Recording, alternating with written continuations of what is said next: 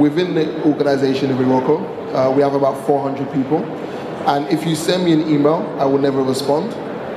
It's either instant messenger, WhatsApp, or Slack. So I find that just the speed of communication is super important now.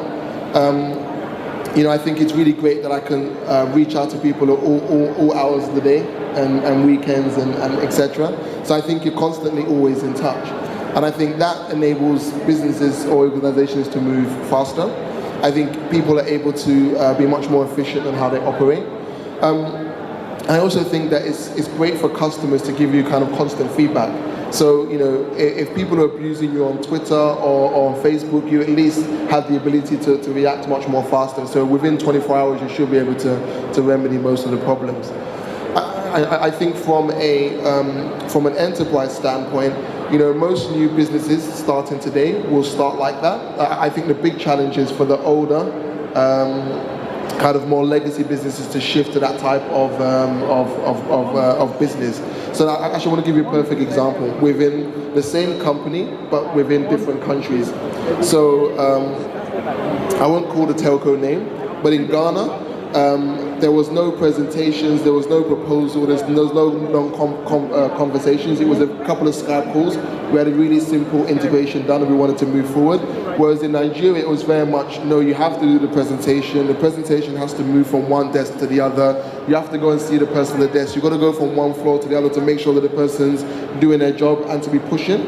And I think in the end, we were like, well, I refuse to write a proposal. You either know what you want to do or not. And if you want to do it, great. If you don't want to do it, you should leave it. So I think as new businesses are being created, as new ways of communication and communicating are being becoming the norm, I think a lot of businesses will be dragged into that reality. So I think it's just a question of how quickly do you move. And I think that's happening immediately. It's happening now. So Akin, let me ask you a question here. You're in sports betting. Now, very interesting and very, very, very successful. So how do you position the communication, knowing that, we're in a culture where people think that betting or lottery has negative connotations? So how have you positioned that activity in a way that is now acceptable and people are actually diving into it and doing it at their spare time? Well, it's a relatively controversial industry, right? And like most adult 18 plus industries, say gaming like ours, alcohol, tobacco, all these are 18 plus products. So naturally it's going to draw some negative criticisms here and there. So that was expected. So I'm not really worried about that. All I have to do is do our job responsibly, right? First of all, it's a very regulated industry, heavily regulated, and rightly so, right? Because if it's not well regulated, you're going to have charlatans mess up the industry, right? So it's heavily regulated, so we can rest assured that what's going on in the industry, they are safe, and there's no problem at all. Then apart from being regulated by the government, we are self-regulated. We've got an association called the Association of Nigerian Bookmakers. So we regulate ourselves before even the government comes along. So responsible gaming, for example, as long as we can protect the kids, as long as we can protect those who are tired or maybe they've lost a lot of money and they said they don't want to play again, as long as we can protect them, then what we're doing, I think, is really, really super cool. I don't think anybody should be worried about it. Okay, thank you. The next question to Chris and Kelechi. So, how have you guys leveraged on technology to stay relevant in this business? And how has it helped your business from being more efficient, and secondly, for enhancing customer experience?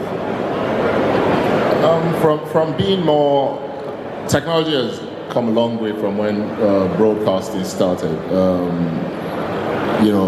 All the equipment, the software is a lot more stable, so it's easier. The workflow processes are a lot easier, a bit expensive, but a lot easier and more professionally done, since there's less human error.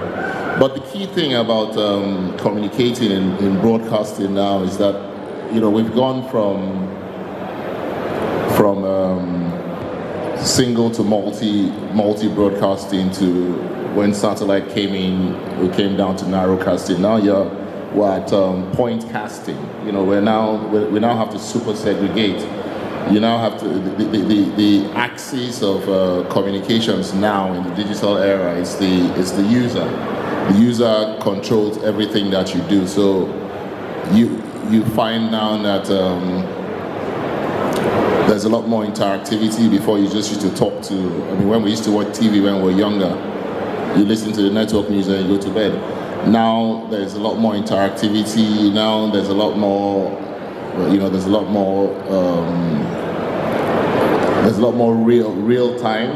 There's a lot. So now we really have to follow the consumer and do what the consumer. Follow the consumer. Let him provide for.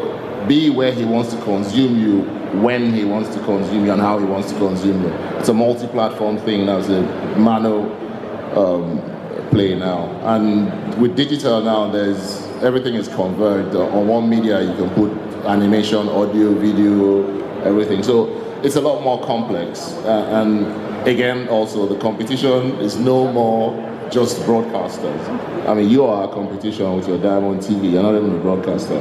Jason is,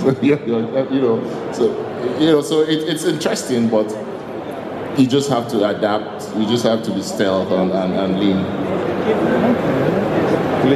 Oh well, in terms of imagery, photography to be precise, the past 10 years has witnessed extraordinary, advances in terms of technology and the effect it has on several facets. The production of the content itself, the camera has morphed from film to digital to high megapixel digital, and now it's shooting HD video, and now it's shooting 4K, 200 frames per second. It's crazy.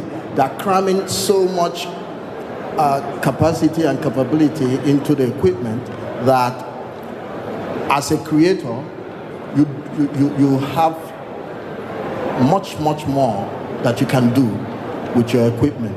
So on the creation of the work itself, the quality has skyrocketed.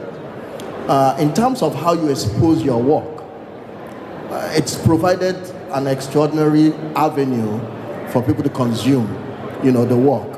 Right on your phone, you can look at a photographer's latest work, and there is no limit. They are no longer, you don't need to wait for a curator or some brother or somebody you do your work, you put it on your Instagram. Another thing that has happened is that the websites are being rendered obsolete.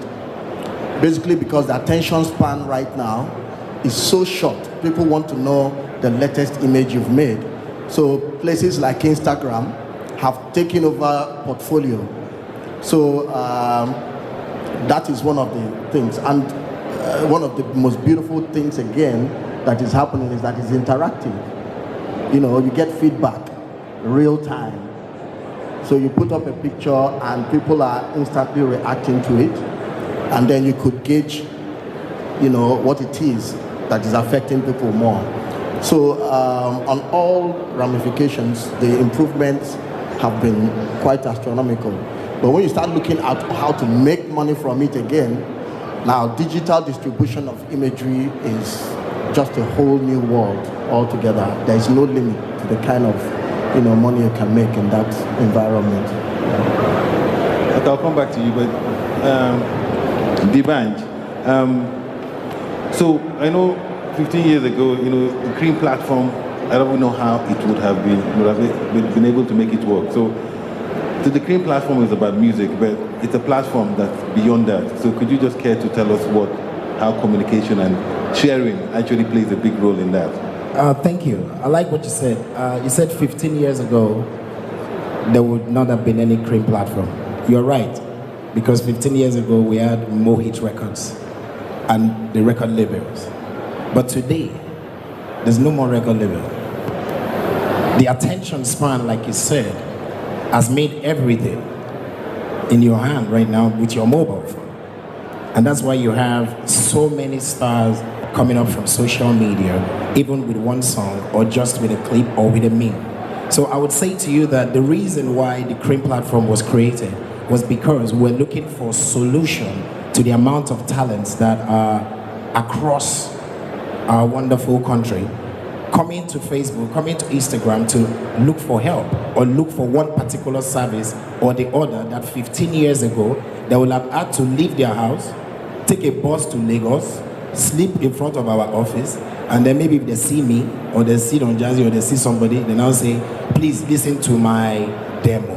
But today you pick up your phone and you dial *463# and you can upload your song from your house, from that remote area that you are, and you can get in touch with that particular mentor that you desire to get maybe mentorship from, or you can connect to that particular record label that you desire distribution from. And if they want your content, it's done digitally. You don't need to waste that transport fare, waste this beautiful swag, and come and stand in front of somebody and then they tell you that you are whack.